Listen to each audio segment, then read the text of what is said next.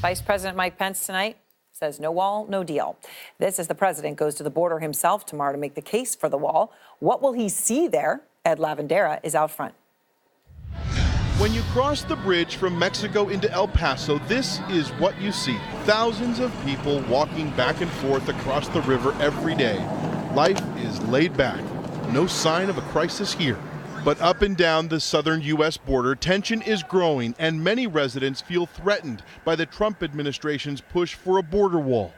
In the past week, Armando Rios Jr. noticed pink survey markers pop up in his neighborhood in the border town of Roma. We're actually blocks at the most, a block and a half away from the river, and you can see the Border Patrol right there patrolling. City officials tell us these markers are the beginning of planning for 12 miles of steel see-through fence that would be built right through the city. Rios says he occasionally sees migrants crossing, but it doesn't bother him. It's not a crisis. It is, we would say it is occasional problem, but not a crisis. I actually do feel safe. We actually don't even lock our doors. The doors are always open. We don't fear getting robbed or anything. Rios told us he's even removed some of these markers put in the ground by government contractors. Since President Trump has taken office, some new border structure actually has gone up. Last year, the president signed an executive order that allocated more than $73 million to build this. It's a 20-mile stretch near Santa Teresa, New Mexico. And when you look at it, the question is it a wall or is it a fence? And does that question even really matter? According to Customs and Border Protection officials, there are currently 8 border wall projects already in the works, covering about 120 miles. The Trump administration's request for $5 billion more would pay for an additional 215 miles of new or replacement fencing in various locations along the southern border. That could include areas like this, where miles of long-standing wall abruptly end. But critics of the wall also say there are vast regions of the southern border that are so remote and filled with such rugged terrain that a wall is unnecessary. The buildings you see now up there is Mexico. Republican Adolfo Tellez lives in El Paso, where a border fence already stretches through much of the city. Tellez says Trump is right to shut down the government to get border wall funding in hopes of controlling illegal immigration. This certainly doesn't end it. It'll never be ended.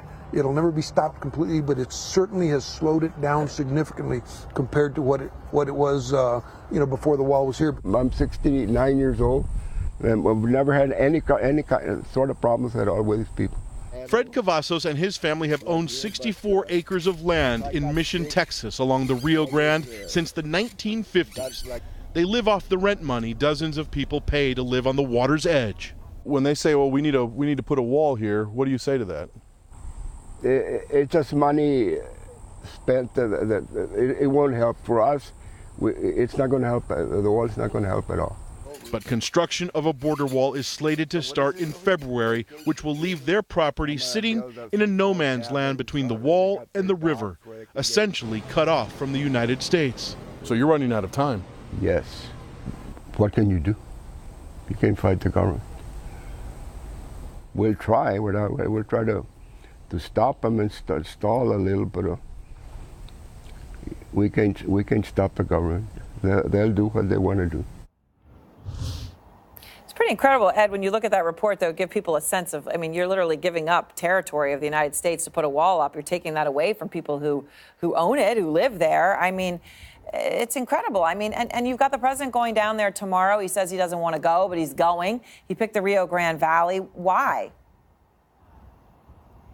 Well, this is a significant stretch of the border, Aaron. This is where you see really the vast majority of the apprehensions that the Border Patrol is involved in compared to the rest of the U.S. southern border. So this is really kind of ground zero of this entire debate. This is also an area where in the various cities that kind of dot the border here, there's a patchwork of fence work that have been put into place in the last 15 years. And Border Patrol officials have really been calling for closing that gap. So the president comes here to meets with those folks to make that case, but it is falling on very kind of deaf ears around here, as many people are very skeptical about the plan overall.